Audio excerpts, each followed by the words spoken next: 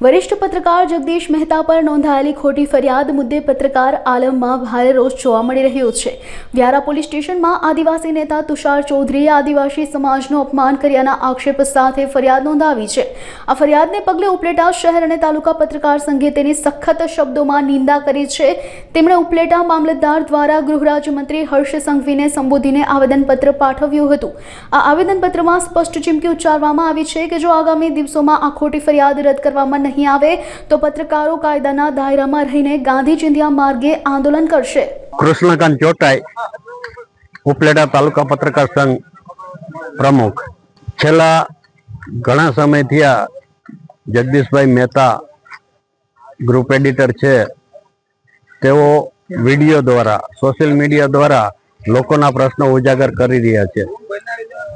आ प्रश्नों लोकोना हित माटे अने सरकारनुं ध्यान दौरवा माटे जगदीशभाई प्रयत्नो करता होय त्यारे आवा प्रश्नोनो अर्थनो अनर्थ करी अने तुषार अमरसिंहभाई चौधरीए खोटी रीते एनुं अर्थघटन करी अने समाजमां रोष फैलाय एवा प्रयत्नो कर्या अने एना भागरूपे जगदीशभाई मेहता सामे व्यारामां फरियाद थई। आ फरियादनो उपलेटा तालुका पत्रकार संघे विरोध करी અને આજે રાજ્યના ગૃહમંત્રીને ઉપલેટા મામલતદાર મારફત આવેદનપત્ર આપી આ ફરિયાદની પૂરી તપાસ કરીને ફરિયાદ રદ કરવાની માંગણી કરેલ છે।